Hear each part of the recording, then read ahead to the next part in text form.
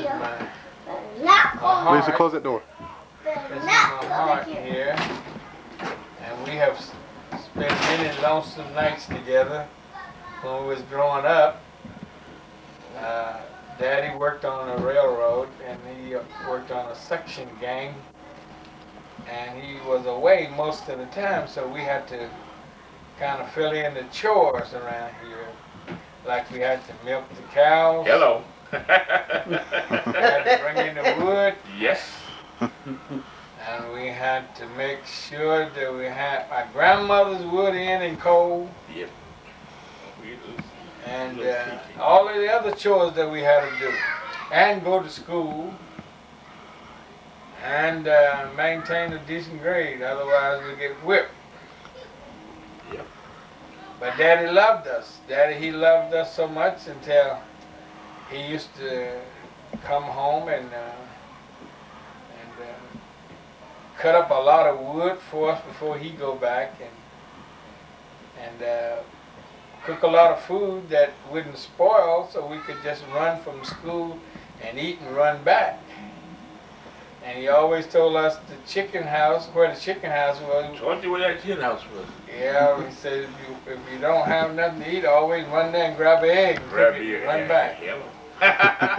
And if it gets too far, he said your grandmother and your aunt are next door. You can, and he said I prepared for you there too. But that's one thing. Jasper got most of the stuff, and I got left out. Watch it. I tell you, it was one of those things when that, my dad was a man of many of faces and many of places. He was the type of guy that you was a jack of all trades. You could put him at it, he'd master it. Such as from breaking down a car engine, caterpillars, any ingenuity could, that was good. And he built his house. I mean, Jasper built his house. Yeah. When I put this together, nail by nail. And it's not no fancy thing, but it's home. His home. It's what he prepared for us. And whatever he prepared for us, we're going to love it and treat it like he would want us to treat it. And we got two sisters. They're down at my older sister's house right now because we had just come from the funeral of my granddaddy. No, I take it back. It's a wake. We came from the wake of our daddies, yeah, who passed away 28th of December 1994. 94. We're about to finalize his homegoing tomorrow, which is Sunday, at 2 o'clock at Oak Grove Baptist Church. From there, we will proceed to the gravesite, which is Crestview Cemetery in South Hill, where he would be put to rest. Beside his beloved wife, Sally Beatrice-Sproul, our first love. It's our mother. That's our mother. And we, of course, we love mother and dad. Of course, I have a story I really want to put together. For all of the future generations, they must realize the love that we spread may not look like it's much, but we show a certain amount of love among our children that we care. We love you, and we're going to love all of the future. And if we are not here to be with you at this time, then we still love you. We have a certain amount of love that we put our kids as a specialty. And the love that we have is being made for you at this time. My son Alec is making sure that his grandchildren is getting to know his grandson, and his great uncle. Even though we might not be here, I hope to be here. Yeah, hope for that. Open one eye. This is the love that we distribute. Our Father loved us so much and gave us so much love, so we can afford to give love. Spread the joy.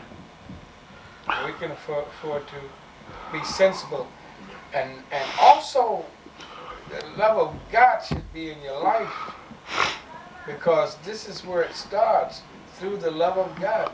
Yeah. My dad loved so much until there are many families that he raised. Put together, yeah. Help them. And white or black, green or blue, purple, if there's such a thing. He just had a certain amount of love that he had to give. And as he gave love, he got back love. There are people that are now in college that knew my dad, says that that's the best thing could have happened to him, to him, or to them. And I know my dad wore many hats, and he was friend to many people. And many people knew my dad. Yes, sir. My father come stepping. And again, he was a proud man. He was proud of his identity. He was proud of his family. My father stepped, he dressed neat, he stepped out, he was a man of himself. He had some self-dignity and pride. This is one thing we all remember. As the future generation, you must realize one thing. You only as good as what you make yourself. And my father made us love and understanding and shown us love and understanding. Dignity. And dignity means character. Carry that character, that dignity. Show people that you are proud of yourself. That's number one in life. And then all the other things will come in place. And remember this, closed hand, you can never get anything in it. You open up your hand like you open up your heart and let Christ in your life and let him deal with you and go walk with you as you go on your teacher's journey. These journeys we're traveling here, we only passing through for a little while, but we are going on to a bigger or better land. But remember that we are strong. We have very strong bodies. We are strong people, strong minds. We have willpower to do the things that what is best and does it well, whatever we intend to do.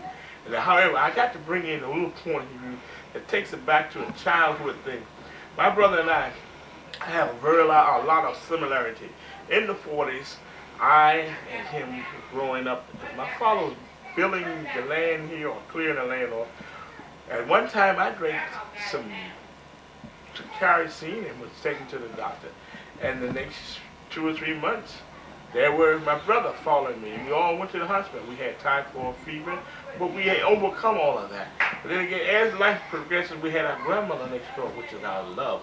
That woman was, I never heard of her. She loved every one of her grandchildren.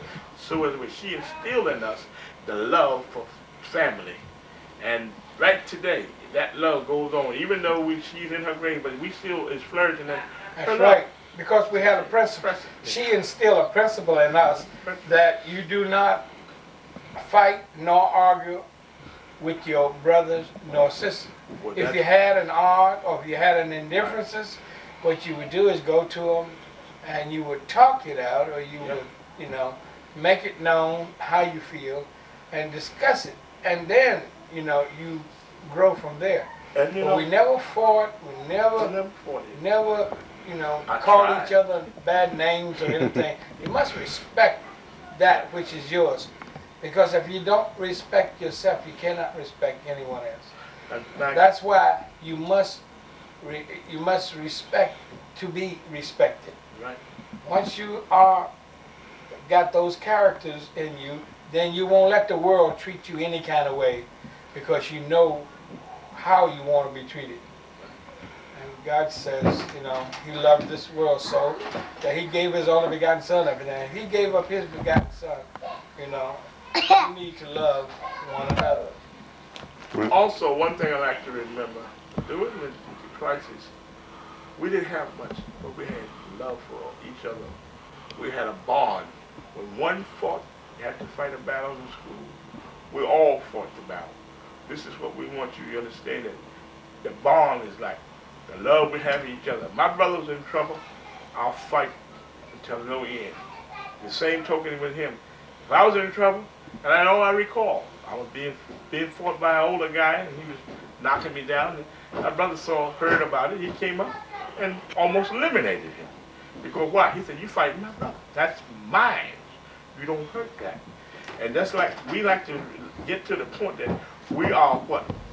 Brothers and sisters are one. no matter what it is. I got shot in the neck by one of the guys in the neighborhood. We all grabbed the guy and beat him. We beat him for mercy. But this is where my father got in trouble.